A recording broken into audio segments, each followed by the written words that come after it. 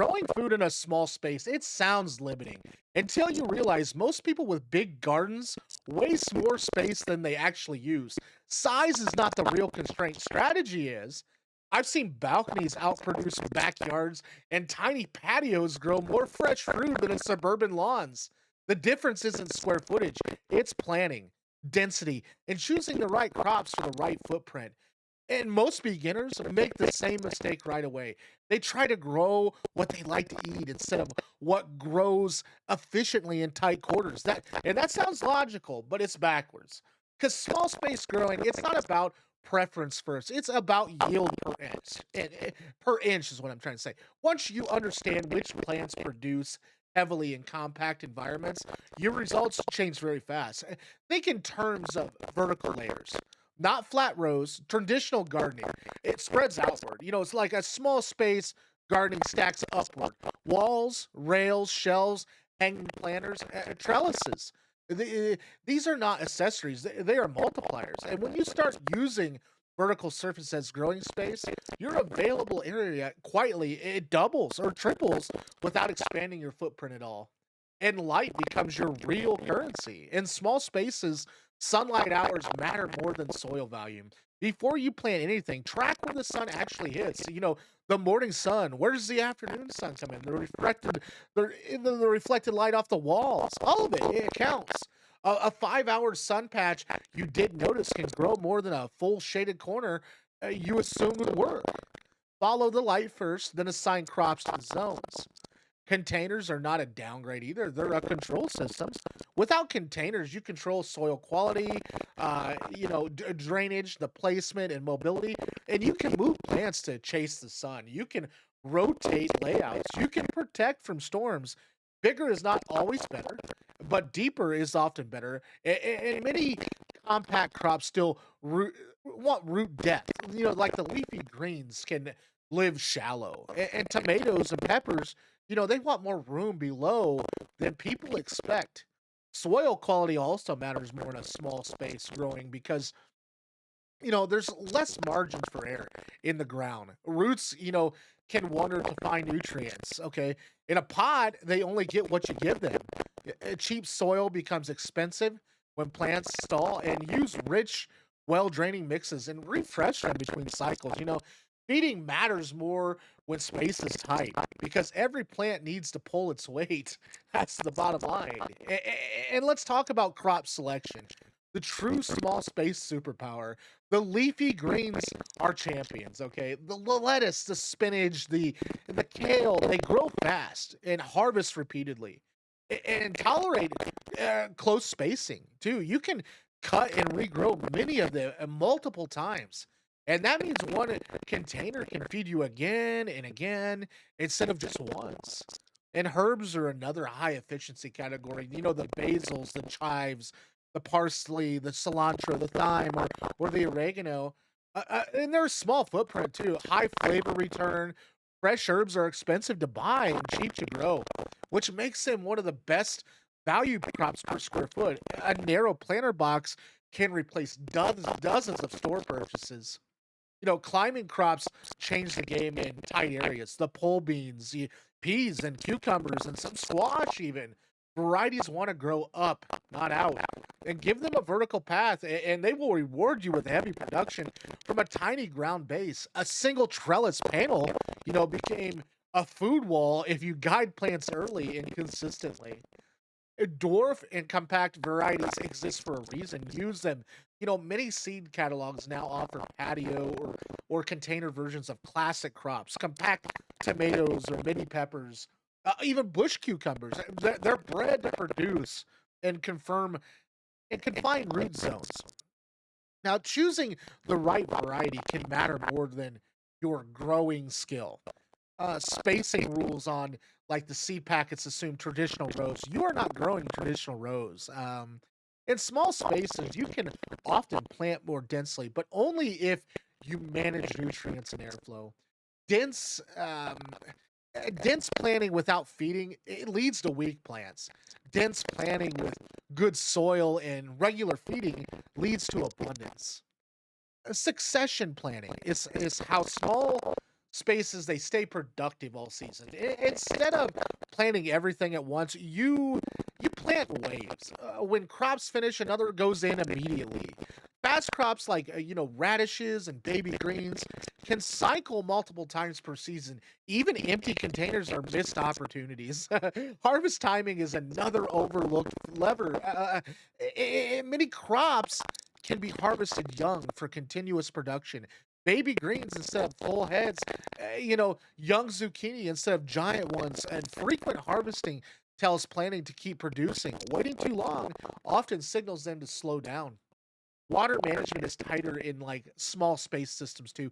Containers, they dry fast in ground beds, and that's a challenge, but also an advantage. You can deliver precise watering instead of just guessing what they got. And the goal is, deep watering less often, not shallow watering constantly. Roots grow stronger when they have to reach.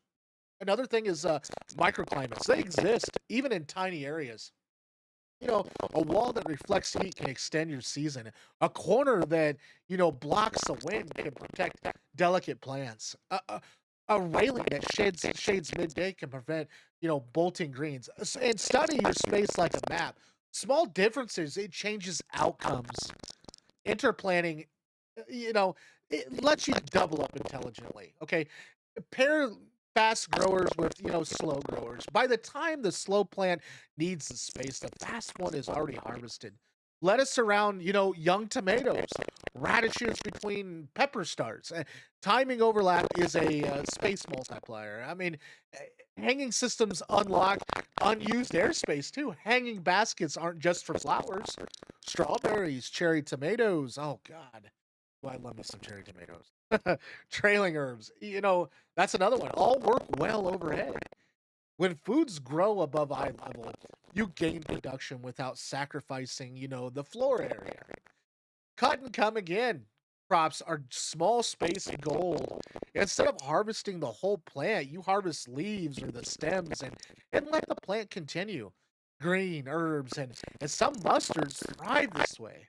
One planting, many harvests. And pest control is often easier in a small space because inspection is easier. You're closer to your plants. The problems are spotted sooner. Hand removal and simple sprays and physical barriers are usually enough when scale is small. Early detection beats thousands and heavy treatment. Fertilizing should be lighter, but more frequent in containers as well. You know, nutrients wash out faster. You think steady feedings instead of heavy dosing. Liquid feeds and compost teas work well in tight systems because they distribute evenly.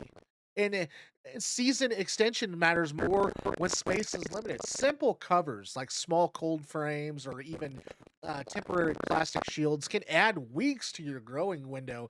More weeks equals more cycles, and more cycles equals more food from the same footprint. Indoor growing can supplement outdoor limits. Windowsill herbs, microgreens, and sprouting trays produce food with almost no space at all. And microgreens in particular are one of the highest nutritions per inch crops you can actually grow. Then they're fast and turnaround and with minimal equipment too, with a continuous harvest. Lighting upgrades make indoor growing reliable too. Simple grow lights remove seasonal dependency and keep production steady. When you detach food growing from weather entirely, space becomes even less of a constraint. But the rotation, it still matters in a small system, though. Replanting the same crop in the same soil repeatedly, it drains the specific nutrients and invites disease. So make sure you swap plant families between cycles, and when possible, even containers growers benefit from rotation thinking. Pruning is more important in tight spaces too. Removing excess growth directs energy into production instead of a sprawl. Tomato suckers, overcrowded leaves, excess runners. Trimming increases the airflow and the yield quality. And support structures should be installed early too, not later. Trying to add, trellis after plants sprawl wastes space and it risks the damage of the plant. Guide growth from the beginning, and your layout stays efficient. And another thing, small space growers should track yield, not just survival. Which plants gave you the most food per container? Which varieties struggled? And notes turn each season into an upgrade instead of a repeat. And there's also a mindset shift required. Small space growing is intensive. It's not passive. Your interaction with it more often, adjusts more often too, harvest more often. And that's not a burden, it's a feedback loop. And more interaction means faster learning. Don't chase crop diversity too early, though. Beginners often plant 20 things and master none. Start with 5 reliable producers and optimize them. Mastery, it beats variety when space is tight. Seed starting gives you a head start advantage too. Transplant from stores are convenient but limited variety. Starting from seed opens compact and specialty options too, better suited for your footprint. Companion planning too can help, but don't overcomplicate it. And the biggest companion benefit is the small spaces simply mixing plant shapes and heights to share light efficiently. Tall with low, deep rooted with shallow rooted, structured diversity improves space use. Reflective surfaces can increase usable light too. Light colored walls, reflective boards, and even strategic placement near bright surfaces can boost plant exposure. You're not just using direct sun, you're managing bounce light too. I hope you can actually have some plants in your little tiny house. I love lettuce to be able to cut that, and it grew so fast. That was one of my favorite things to absolutely grow. And there's so many different varieties to check out there. So make sure you do what's best for you and what you like to eat too, because that's important. You might not enjoy lettuce like I do. So, anyways, thanks for watching. If you like what you've seen, please feel free to like and subscribe. And if you really like what you've seen, go ahead and buy me a coffee. It's down in the description. It keeps me out of the comments. And, it keeps me filming, gets me awake to film. Also, if you like what you've seen too, feel free to go ahead and check out this video over here on the right about tiny house living and off-grid living as well. And we'll see you on the next one. Stay tiny.